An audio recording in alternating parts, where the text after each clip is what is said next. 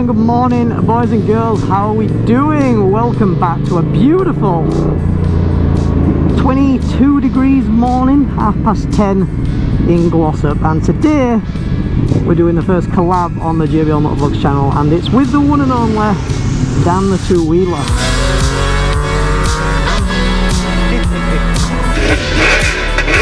Welcome back to DanTheTwoWheeler.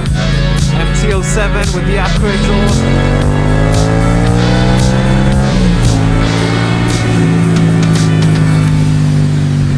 Madness, man. So back in the day when young JBL was on his 125 and introduced to the world of motovlogs, DanTheTwoWheeler, Evolution and all them guys were the ones I used to watch. So to be riding with Dan today is a pretty special moment for me anyway. So today we're up in the, well, we're down, for me it's down in the Peak District, and as you guys know, Peak District for me is not something where I really know the roads. I only know the, you know, the main ones, the Snake Pass and all the Woodhead Pass, all that sort of stuff. So Dan's from a Manchester way. He usually rides the peaks like I ride the dales, you know, in and out. So today he's taking me on a little tour. We're going to find some new roads. As for today's motovlog, we are only going to stick with the one camera, just with a GoPro. I haven't got the other camera on because, have you noticed, I haven't got the screen on the bike either. So no screen, no drone. I wanted to have a lovely day in the levers in the sun, but at the same time I wanted to bring you along. So we're not going for the full whack motor vlog, but what we will do is try capture a great day and see if we can find some smashing roads for when we go on them little days out by ourselves, where we can get the drone up and the videos you're used to seeing. So yeah, 10:30 this morning, met in Glossop, speaking to Dan then. Well, bike wise, I'll show you a little bit around that later on, but he's currently riding Yamaha. I think it's an FZ1. Enjoy the day, ride safe, and let's have a great season opener and a first collab on the channel.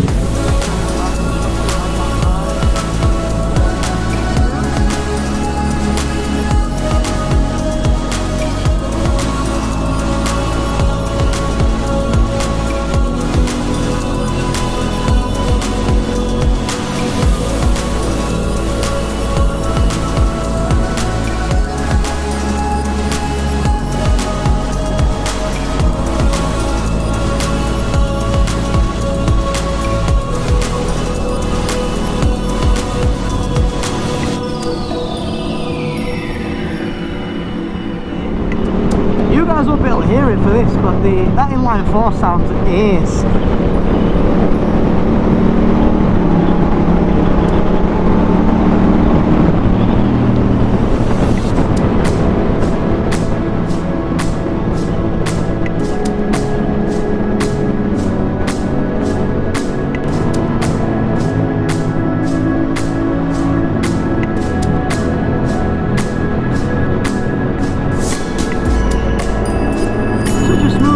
Dan, not once have I seen him, it sounds really bad, but not once have I seen him use his brakes. It's all using the engine braking and just timing the...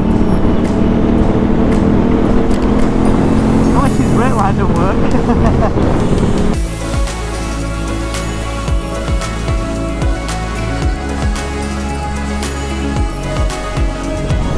You know, when I first ever rode Snake Pass, I wasn't too impressed with it, but every time I come on it, it gets that little bit more fun. I'm guessing when you know the road a little better and you know what's coming, you kind of anticipate it.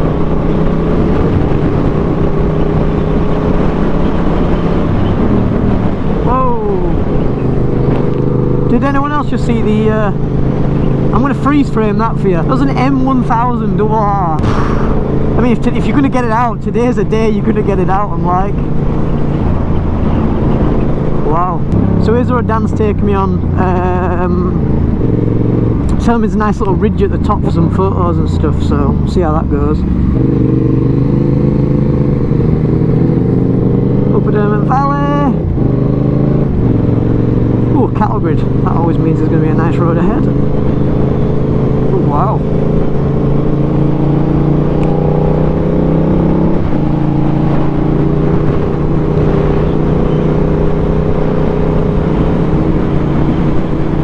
This is stunning.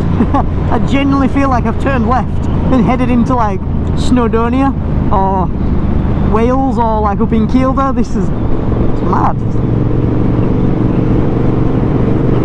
I've noticed noticed that every single national park I've been in on the bike has a different feel. Like, yes, they're all in England, but they all have their own aura or certain way they ride or feel. It's a very weird thing.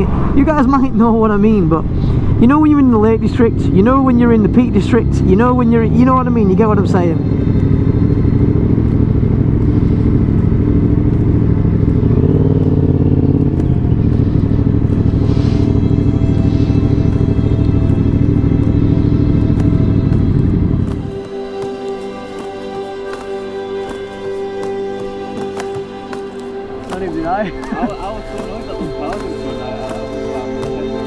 The thing is, when you know they're there, usually you get ready for the corner, and then it's here. I was like, no, that's not. So where we've just been is Ladyborough Reservoir's there.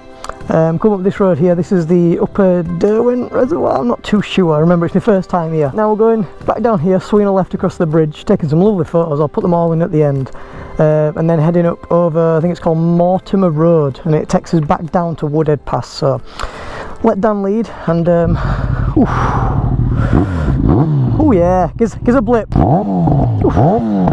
Yeah, lovely day, steady pace. Yeah, ready? But I'm just going to slow down a second and just take that in.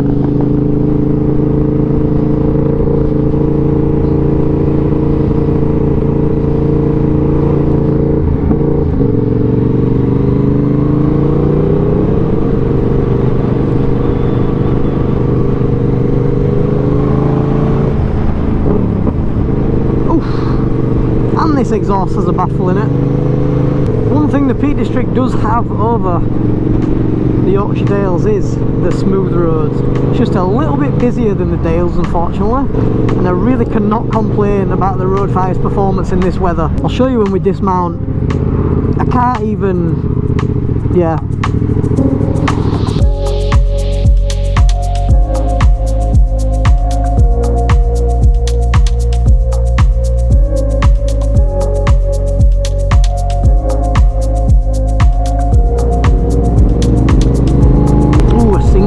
Just love the back country lanes. They are the best ones.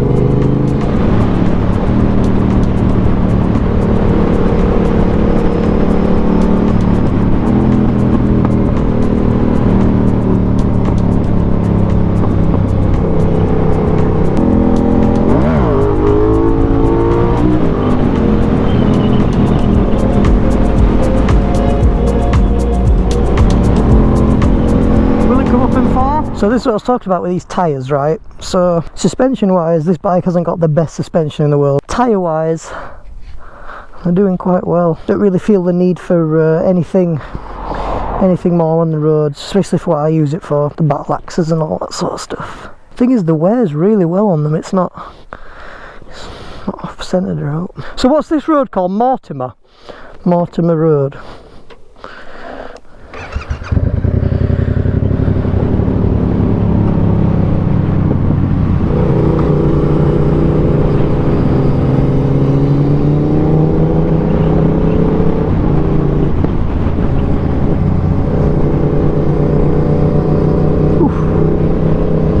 Some bikes out today. So Mortimer Road then, off you go Dan, show me the ropes.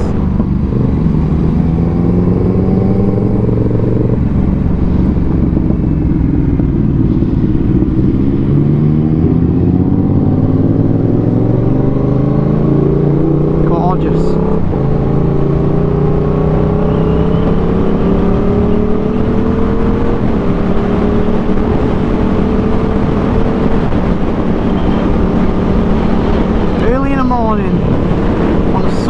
On a sunny day, this road would be, I reckon if you got up early in the morning, come down Snakes Pass along here, you could do a fantastic loop.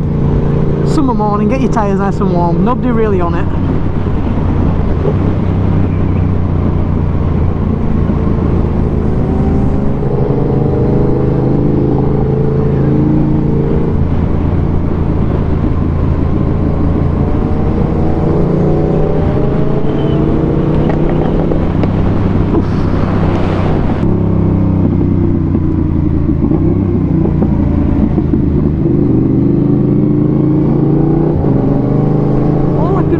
say on the matter is, to the people that don't say there's a difference from a throttle restriction, either your bike was never restricted or you've just got some bad blood with the bike, because it's noticeable. The torque on this bike is exactly the same. I was notified about that the first day I got it. The torque will be there. The only thing lacking and restricted is the horsepower, which again, when you've got the restrictor on, it's a weird feeling, because you crack the throttle open, the throttle stops, but the bike can keep going, but it's like someone's just stopping the throttle all the way opening. So you know the power's there, the bike will still rev all the way up, but the valve will not open as wide, so you will not get that like power band, so you're still restricted to that 40. It's such a weird feeling, and if you've never ridden on a restricted bike, you'll never understand. And the bike isn't fast. It's not a fast bike, it's a torquey bike. It's all about acceleration. It's not made to be top end fast. So roads like this where you're up and down, second, third and fourth, you feel like you're flying, you're having fun, you feel like you're on a 250, you know, like I did on the 390. It's fantastic. Whereas, no offence to Dan, but he's got the R1 engine in. I doubt he'll be having as much fun on them roads as me, because he's not up and down the box all the time. It's not as interactive. Then they go, when you get onto wider roads and you want that horsepower, you know, that's where this bike's lacking. It doesn't want to go, you know, it'll sit at 90 and 100 comfortably, you know, like I did on that private track that time. Once you get there, the wind buffeting, even with the windscreen on, you know, because I put the windscreen on the track, yeah, it just doesn't pull as hard as it originally did. But that's what the bike's made for. You know, it's a corner cutter. It's in and out of corners, shooting out of them. And you know, for the roads I ride in the UK, it is a very, very suitable and fast bike. Hope you enjoyed the video so far. Anyway guys, if you are, please make sure you go down there and leave a like. The reason I ask that is it lets the algorithm know that this video is liked by the viewer, and therefore will push it to a further audience, in turn expanding the channel. So if you wouldn't mind doing that, that'd be fantastic. And if you do dislike it, then press the dislike button. You know, I'm open to criticism and all that sort of stuff. So we're going to bike swap for a little bit. You know, and I've got the full license because we can. Taking a lovely PUIG on Dan's Yamaha FZ1. So we'll get on it, get a feel for the bike, and then when I'm a bit more comfortable on it, we'll talk a little bit about some specs on it. That's a nice looking bike, that. Wish I had one. Oh wait.